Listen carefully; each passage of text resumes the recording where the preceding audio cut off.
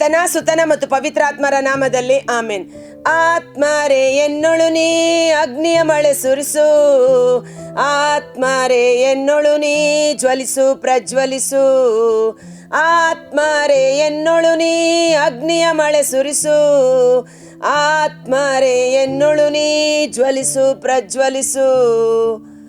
ಪ್ರಭು ಕ್ರಿಸ್ತರಲ್ಲಿ ಆತ್ಮೀಯ ಸಹೋದರ ಸಹೋದರಿಯರೇ, ಈ ದಿನದ ಮುಂಜಾನೆಯ ಜೀವಸ್ವರ ಪ್ರೇಷಿತರ ಕಾರ್ಯಕಲಾಪಗಳು, ಪವಿತ್ರಾತ್ಮರ ಕಾರ್ಯಕಲಾಪಗಳು 11ನೇ ಅಧ್ಯಾಯ ವಚನ 19 ಮೇಲ್ಪಟ್ಟು ಕೊನೆಯ ವಚನ 30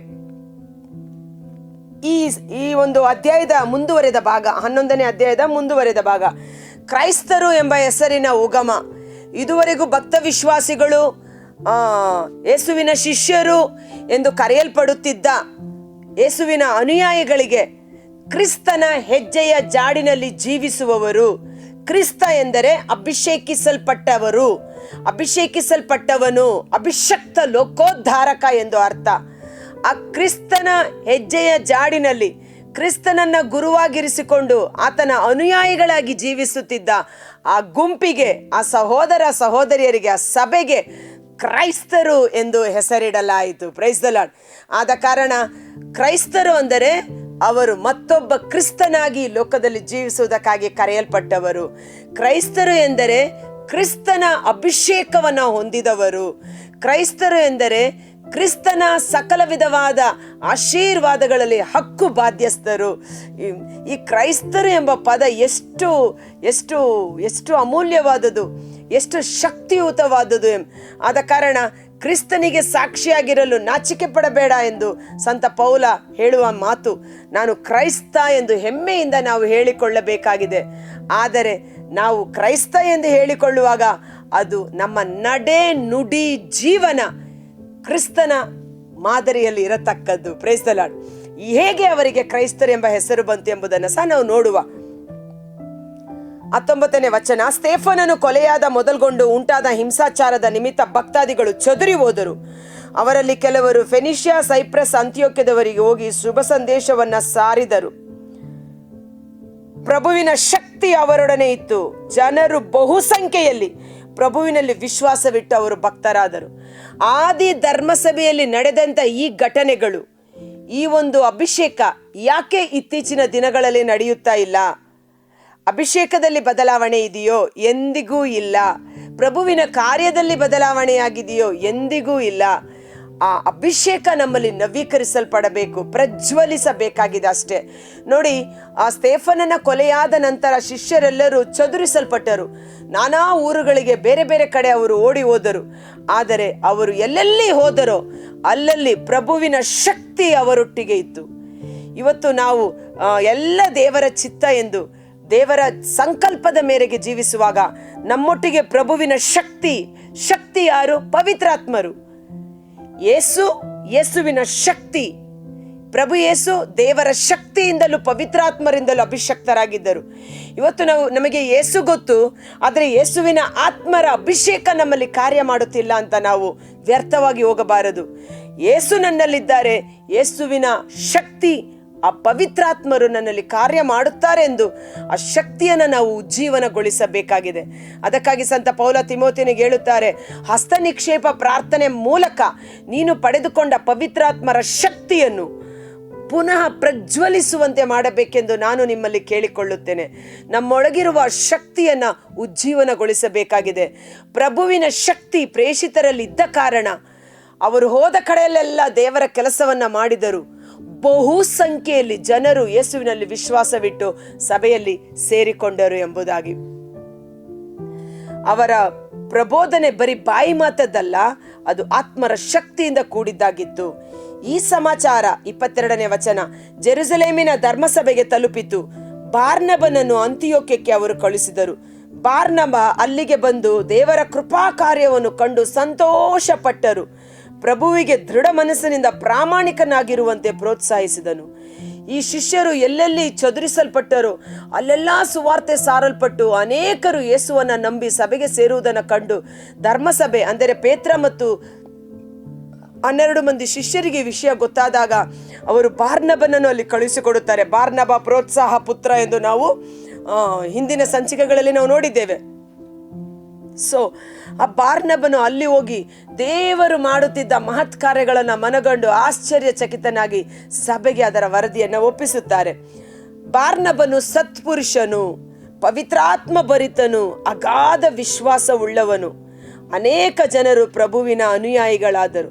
ಈ ಬಾರ್ನಬನು ಹೆಚ್ಚು ಸೇವೆ ಮಾಡಿದ ವಿವರ ನಮಗೆ ಪವಿತ್ರ ಗ್ರಂಥದಲ್ಲಿ ಸಿಗದೇ ಇದ್ದರೂ ಸಹ ಅನೇಕರು ಅವನ ಮುಖಾಂತರ ದೇವರ ಅನುಯಾಯಿಗಳಾದರು.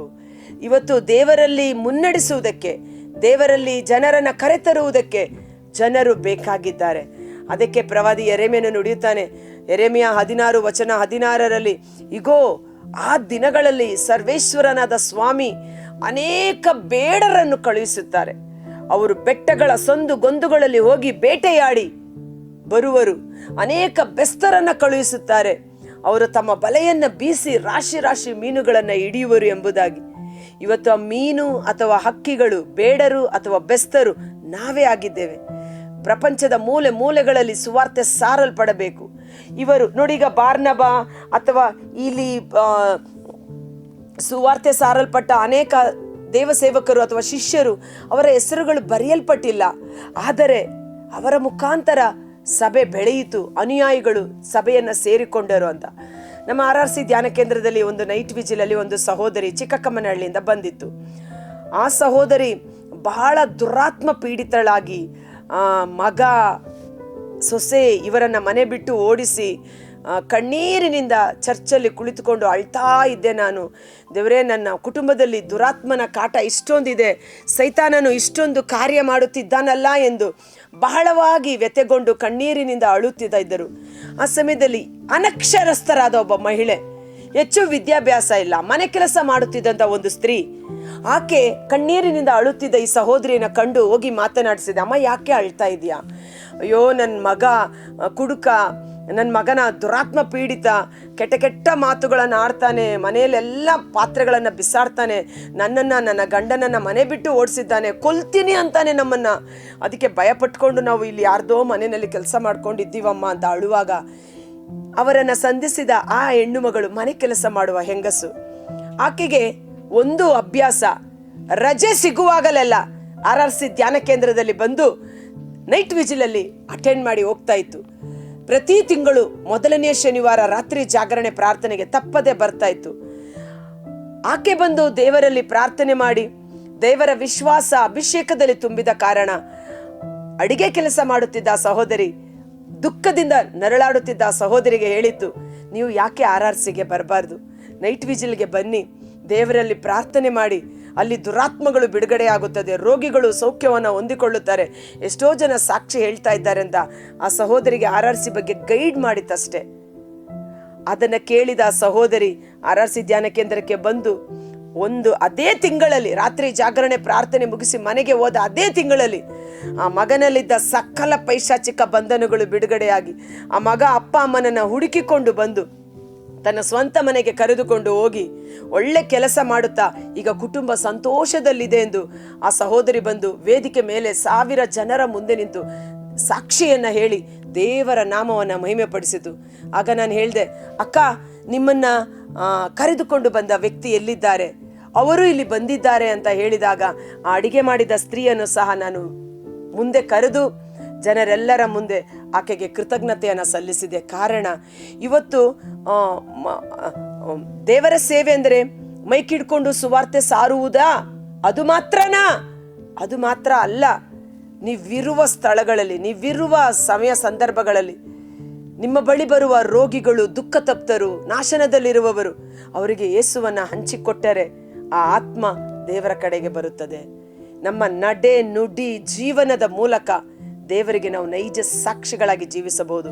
ಬಾರ್ನಬ ಸತ್ಪುರುಷ, ಪವಿತ್ರಾತ್ಮ ಭರಿತ, ಅಗಾಧ ವಿಶ್ವಾಸವುಳ್ಳವನು. ಅವನ ನಂಬಿಕೆ, ಅವನ ಜೀವಿತದ ರೀತಿ ಅನೇಕರು ಯೇಸುವಿನ ಅನುಯಾಯಿಗಳಾದರು. ಓಕೆ, 25ನೇ ವಚನ. ಅನಂತರ ಬಾರ್ನಬನು ಸೌಲನನ್ನು ಹುಡುಕಿಕೊಂಡು ತಾರ್ಸಕ್ಕೆ ಹೋದನು. ಅವನನ್ನು ಕಂಡು ಅಲ್ಲಿ ಅಂತ್ಯೋಕ್ಯಕ್ಕೆ ಕರೆದುಕೊಂಡು ಬಂದನು. ಅವರಿಬ್ಬರು 1 ವರ್ಷವಿಡೀ ಧರ್ಮ ಸಭೆಯೊಂದಿಗೆ ಇದ್ದು, ಚೆನ್ನಾಗಿ ಕೇಳಿಸ್ಕೊಳ್ಳಿ, ಧರ್ಮ ಸಭೆಯೊಂದಿಗೆ ಇದ್ದು. ಇವತ್ತು ಧರ್ಮಸಭೆಯೊಂದಿಗೆ ಇದ್ದು ಬಹು ಜನರಿಗೆ ಉಪದೇಶ ಮಾಡಿದರು. ಭಕ್ತಾದಿಗಳನ್ನು ಮೊದಲ ಬಾರಿಗೆ ಕ್ರೈಸ್ತರು ಎಂದು ಕರೆದದ್ದು ಅಂತಿಯೋಕ್ಯದಲ್ಲೇ.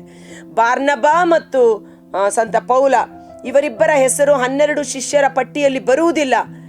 ಪೌಲ ಸ್ವತಃ ದೇವರನ್ನ ಮುಖಾಮುಖಿಯಾಗಿ ಅನುಭವಿಸಿದಂಥ ವ್ಯಕ್ತಿ. ಆದರೆ ನನಗೆ ಯೇಸು ಬಂದಿದ್ದಾರೆ, ಯೇಸುನ ನಾನು ಕಂಡ್ಕೊಂಡಿದ್ದೀನಿ, ಯೇಸು ನನಗೆಲ್ಲ ಬೋಧನೆ ಮಾಡ್ತಾರೆ ಎಂದು ಆತ ಇಂಡಿಪೆಂಡೆಂಟ್ ಆಗಿ ಸೇವೆ ಮಾಡಲಿಲ್ಲ. ಬದಲಿಗೆ ಧರ್ಮಸಭೆಯೊಟ್ಟಿಗೆ ಸೇರಿಕೊಂಡ. ಧರ್ಮಸಭೆ ಕ್ರಿಸ್ತನ ಶರೀರವಾಗಿದೆ.